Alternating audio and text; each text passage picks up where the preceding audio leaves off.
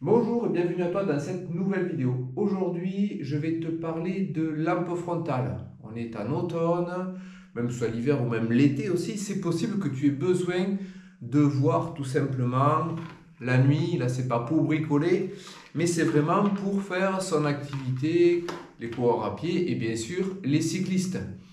Alors dans ce cas-là, il va y avoir plein de possibilités, plein de lampes différentes. Je ne vais pas en cibler une, je vais pas te parler d'un modèle exact, mais on va essayer d'être un peu généraliste et de voir comment on peut choisir cette fameuse lampe frontale et qu'est-ce qu'il faut prendre en compte avant de faire son choix. La première chose va être la puissance.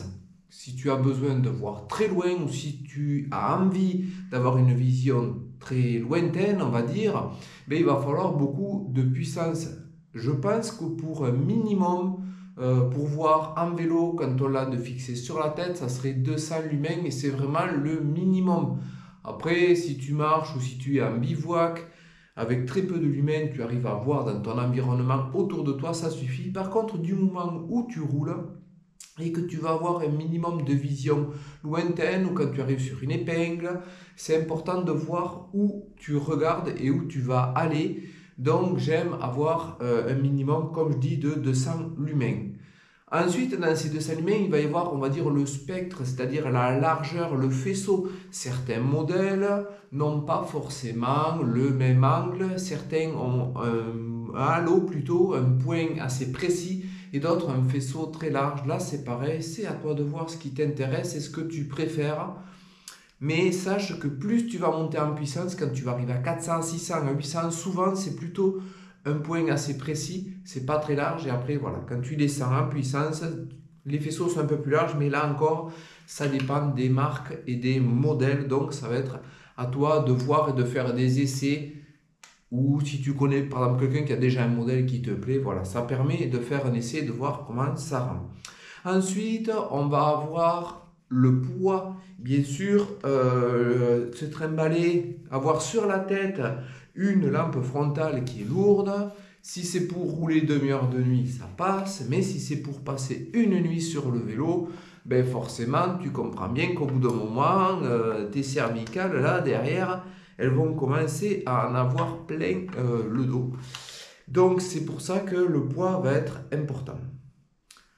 Autre élément, ça va être la batterie ou les piles. Certains modèles tournent avec des petites piles AA, par exemple comme celle-ci, c'est une Silca, et d'autres vont avoir des batteries. Celle-ci, la Petzl, a deux possibilités. Soit on peut mettre 3 piles, soit on peut mettre une batterie qui est rechargeable, que vend Petzl, qui est esprit avec un port USB-C où on va pouvoir la recharger. L'avantage, enfin on va dire des deux modèles, c'est que vu on peut partir avec ses piles, et puis si on voit qu'on tombe en rade, on a un jeu sur soi et on repart. Là c'est pareil, on part à la rigueur avec la batterie, soit on a une deuxième batterie, soit on a des piles rechargeables ou des piles, et après on peut comme si changer. Par contre, il existe d'autres modèles où la batterie peut être interne et des fois non démontable. Et c'est là que ça devient plus ennuyant, c'est que si tu pars pour une nuit complète et que la batterie, la lampe n'a pas une énorme autonomie, ben là tu risques d'être coincé et en pleine nuit tu n'auras pas de solution comment pouvoir continuer à y voir. Là, celle-ci que j'ai montée sur mon casque, c'est de la marque Nitecore, elle a une très bonne autonomie.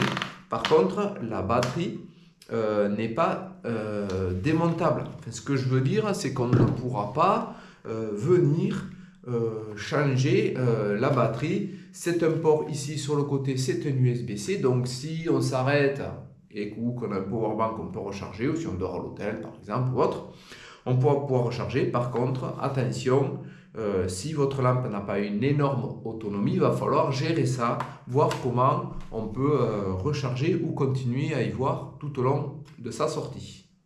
Un autre point qui va être l'encombrement. Après, généralement, ça reste à peu près dans les mêmes volumes. Vous voyez, celle-ci ou celle-là ou celle-ci ont à peu près le même encombrement parce que la lampe, ben là c'est bien beau de l'avoir sur le casque, mais si vous partez à milieu d'après-midi, vous savez que vous allez rouler jusqu'à minuit, la milieu d'après-midi, vous n'avez pas besoin de votre lampe sur le casque. Et automatiquement, si vous devez le mettre dans une poche de maillot, ben, plus elle va être grosse, plus elle va être elle va prendre du volume. Et si vous avez des barres de céréales ou un téléphone ou autre chose, ben, au bout d'un moment, ça peut prendre. Autre chose, ça va être le poids. Parce que, comme je disais, une journée, une nuit avec ça sur la tête, juste avec le petit support, ça va bien. Par contre, dès qu'on y rajoute ça, ben, de suite, ça fait des grammes en plus.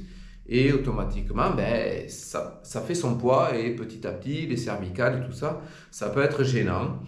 Regardez aussi qu'on puisse la démonter comme ceci. Vous voyez, la Nikkor, on peut enlever son support et venir le mettre ici. La plupart des lampes ont la possibilité de supprimer la dragonne.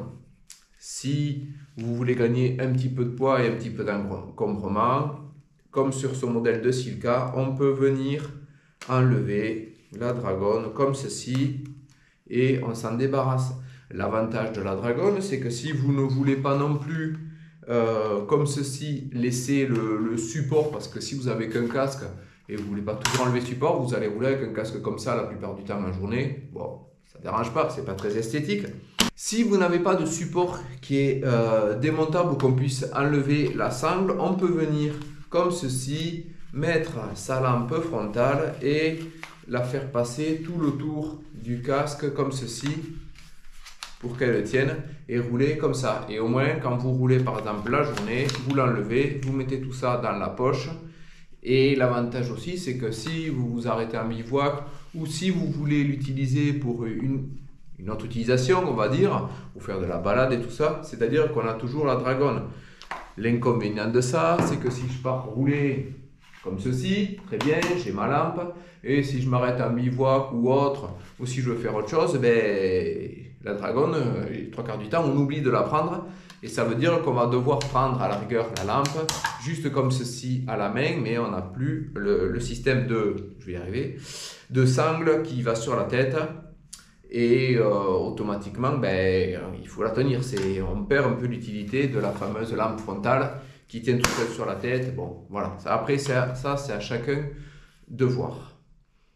Un autre point, ça va être la facilité d'utilisation, c'est-à-dire d'allumage. Elles ont toutes différents modes, de plus ou moins intensité, on va dire, d'éclairage. Et là où ça va être important, c'est quand on a des gants, surtout les gros gants d'hiver, est-ce qu'on va réussir à venir allumer ou éteindre ou changer le mode d'utilisation. Elles n'ont pas toutes les mêmes boutons. Ici, il y a des gros boutons dessus. On arrive à peu près à sentir sur la partie, sur la Silka, c'est un gros bouton sur le côté. Et sur celle-ci, sur cette Petzl, c'est un bouton dessus. Donc, il y a des boutons plus ou moins qui dépassent et qu'on arrive à sentir avec des gants. Et ça devient plus ou moins facile en fait à changer de mode, même si quand on part rouler, on va peut-être pas changer toutes les 2 minutes, mais c'est quand même un point à prendre en compte. Je sais que la marque Petzl sur certains modèles, mais pas sur celui-ci, a un système automatique de puissance. Il y a un mode où, selon si on regarde proche ou si on regarde loin, je crois que le mode d'éclairage s'adapte. Je ne peux pas vous en parler plus, je sais que ça existe, mais je ne l'ai jamais utilisé. Il y a aussi la partie fabrication, on va dire. La plupart sont, on va dire, en plastique. D'autres sont quand même en alu avec des plus ou moins de renfort, on va dire, plus ou moins solides. Niveau étanchéité, généralement, elles sont quand même bien protégées, même s'il vous pleut sur la tête. C'est quand même des lampes frontales qui sont prévues pour être utilisées dehors. Donc, peu importe les modèles, voilà, de ce côté-là, il n'y a pas de problème. Vous allez pouvoir rouler. Souvent, il y a des joints pour protéger au niveau des batteries, tout ça. Donc, il ne va pas y avoir de problème pour rouler quand il pleut. Par contre, la plupart des modèles, on ne va pas pouvoir non plus les immerger dans l'eau. Ce n'est pas prévu pour. Une dernière petite fonction qui n'a pas sur toutes les lampes frontales, mais qui peut être utilisée, c'est la fonction rouge. Certains modèles, mais toutes ne l'ont pas, comme je dis, vont avoir la possibilité d'avoir une LED rouge fixe ou clignotante. On ne va pas s'en servir tous les jours, mais en cas de dépannage, vous partez rouler, vous vous rendez compte que vous êtes en pleine nuit, vous vous rendez compte que votre lampe arrière n'a plus de batterie, vous avez oublié de la charger, vous n'avez pas d'autre moyen, vous n'en avez pas une deuxième, vous ne pouvez pas la recharger. c'est quand même bien d'avoir sa frontale. Soit on va venir la fixer derrière autour de la tige de selle, à la sacoche, ou si on l'a sur le casque, à la rigueur peut-être la retourner en position arrière pour que les véhicules qui arrivent derrière, qu'on soit visible, et ça peut être aussi une solution de dépannage dans ce cas-là. J'espère que cette vidéo vous a plu sur les détails, les explications, comment choisir et quels sont les éléments importants à prendre en compte quand on veut acheter une lampe frontale. Je te dis à bientôt pour une nouvelle vidéo. Bye bye!